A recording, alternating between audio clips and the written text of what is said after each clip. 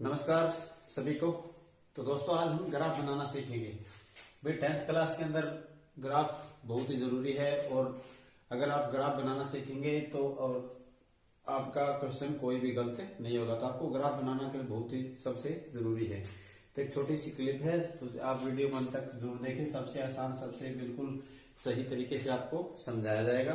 तो आज वैसे हम 10th क्लास के अंदर ये क्वेश्चन आते हैं, 9th क्लास के अंदर भी क्वेश्चन आते हैं ग्राफ बनाओ। तो इसमें 5 नंबर या 3 नंबर का क्वेश्चन बहुत जरूरी आता है।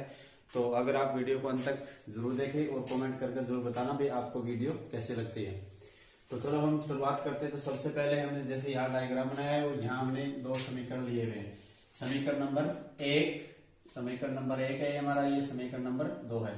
तो हमें इसके सबसे पहले हम एक्स वाई की वैल्यू निकालेंगे। हम इसके अंदर एक्स वाई की हम वैल्यू निकालेंगे। भाई एक्स वाई की वैल्यू सबसे पहले तो इसमें 2 निकाल सकते हैं, ज्यादा से ज्यादा अनंत तक कितने भी निकाल सकते हैं। भाई 2 तो बहुत ही जरूरी है, क्योंकि हमें इसके ग्राफ कैसे खींचेंगे हम, और ग्राफ खींचने के लिए आपको स्केल चाहिए और रबड़ इरेजर जिसको बोलते हैं, शॉर्पनर और पेंसिल आपको बहुत ही जरूरी है। तो चलो हम वीडियो को शुरुआत करते हैं। तो सबसे पहले हम जैसे समीकरण नंबर 1 है हमारा, इसके अंदर हम इसके अंदर एक टेबल बनाएंगे। हम इसके अंदर एक्स वाई की हम इसके अंदर वैल्यू निकालेंगे। इसमें कम से कम इसमें 2 वैल्यू निकालेंगे हम इसके अंदर। तो जैसे हमने यहाँ लिया, यहाँ लिखेंगे हम हल 2x plus Y is equal to 4। दूसरा समीकरण हमारा x plus 2y is equal to 6 दिया गया है। तो सबसे पहले हम क्या करेंगे, इसके अंदर एक्स वाई के अंदर अगर हम x के अंदर वैल्यू रखेंगे तो हमारे पास y की वैल्यू आएगी, y के अंदर रखेंगे तो हमारे पास x की वैल्यू आएगी। लेकिन हम सबसे पहले इसमें 2 वैल्यू निकालेंगे इसके अंदर, फिर हम उसके अंदर पुट करेंगे। तो यहाँ रखते हैं हम, अगर y के अंदर रखेंगे तो y is equal to 4 minus कितना हो जाएगा, 2x हो जाएगा। अब देखो हम इसके अंदर अगर यहाँ हम 0 रखेंगे, सबसे पहले इसके अंदर हम क्या रखेंगे, हम 0 रखेंगे। जैसे y is equal to 4 minus 2 गुना 0। तो 2 के साथ अगर हम 0 की गुना करते तो 2 0 0 आएगा। 4 में से हम 0 घटाएंगे तो 4 में से हम 0 घटाएंगे तो हमारे पास क्या बचेगा, 0 बचेगा।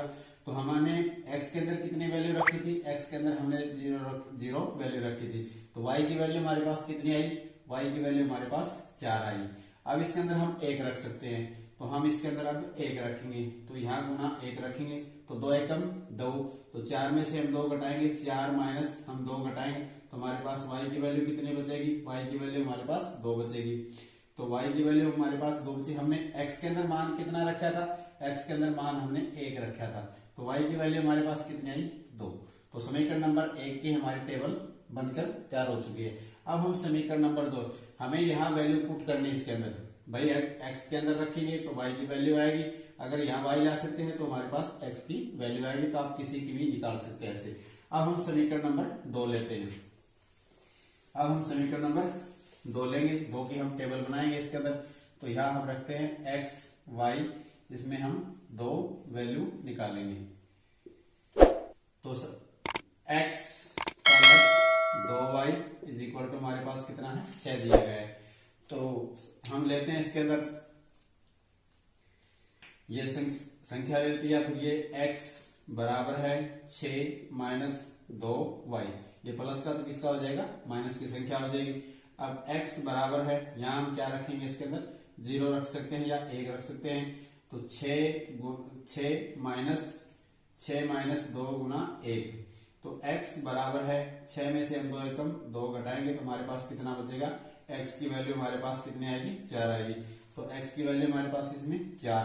y के अंदर हमने कितना पुट किया था, 1 पुट किया था। अब इसके अंदर हम 2 पुट कर लेंगे। अब इसमें हम 2 रखेंगे तो यहाँ 2 गुना 2, तो 2 दूनी 4, 2 दूनी 4, इसमें से 4 घटाएंगे तो हमारे पास कितना आएगा, इसके अंदर 2 बचेगा। तो x की वैल्यू हमारे पास कितनी है इसके अंदर, 2। और y की वैल्यू हमारे पास कितनी है इसके अंदर, इसमें 2 आई है। अब हम सभी इसमें ग्राफ के अंदर हम इसे पुट करेंगे। तो पुट कैसे करेंगे, तो सबसे पहले हमारे पास इसमें ये माइनस का x होता है, ये y का माइनस होता है, और ये y की प्लस होती है, और ये x की प्लस होती है इसके अंदर। तो सबसे पहले हम इस टेबल को रखेंगे। 0 x की 0 तो सभी की होती है, न माइनस की होती है न प्लस की होती है। तो y की वैल्यू हमारे पास किसमें है, 4। तो y की वैल्यू हमारे पास इसमें प्लस की 4, इसमें यहाँ हम इसमें पॉइंट लगा देंगे। उसके बाद है x का 1 प्लस का ये है हमारे पास, और इसमें 2, इसमें इसको इस तरफ से लाएंगे और इसको नीचे से हम इसमें नीचे से खींचेंगे और ऊपर से इसको लाएंगे तो इसमें ये पॉइंट हो जाएगा। अब इस पॉइंट को और इस पॉइंट को हम मिला देंगे, इस पॉइंट को और इस पॉइंट को हम मिला देंगे, तो ये ऐसे बनेगा।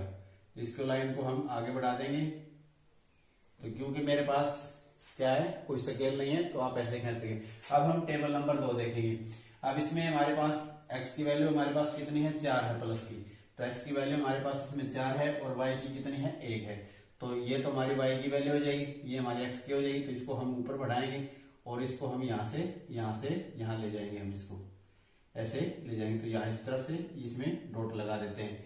उसके बाद है दोनों दो है इसके अंदर, तो इसके अंदर भी यहाँ हमारे पास 2 है, इसके अंदर भी यहाँ हमारे पास 2, तो इसको भी हम आगे बढ़ाएंगे अब, और इसको हम नीचे से ऊपर ले जाएंगे, तो इसमें यहाँ बढ़ाएंगे तो इसमें हमारे पास ये पॉइंट आ जाएगा। अब हम इन दोनों पॉइंटों को मिलाएंगे, अब हम इन दोनों पॉइंटों को मिला देंगे ऐसे, अब हम इन दोनों पॉइंटों को मिला देंगे। तो अगर ये संख्या हमारी, अगर मेरे पास कोई स्केल नहीं है तो इन पॉइंटों को हम मिला सकते हैं। तो इस प्रकार से हम दोस्तों ऐसे ग्राफ कह सकते हैं। तो आपके 5 नंबर कहीं भी नहीं जाएंगे, तो आप प्रैक्टिस करके जरूर देखना, और एक 10-20 रुपए की बुक आती है उसके ऊपर आप प्रैक्टिस करके जरूर देखना, और ऐसे टेबल आप बना सकते हैं। किसी की इसमें अनंत तक हम वैल्यू निकाल सकते हैं, लेकिन कम से कम हमारे पास 2 वैल्यू निकलने x y की जरूरी है, तभी हम इसको कह सकते हैं। अगर दोस्तों आपको वीडियो अच्छी लगे तो अपने दोस्तों के साथ इसे शेयर कीजिए, लाइक कीजिए, और थैंक यू। जय हिंद जय भारत। अगली वीडियो में आपसे मिलते हैं।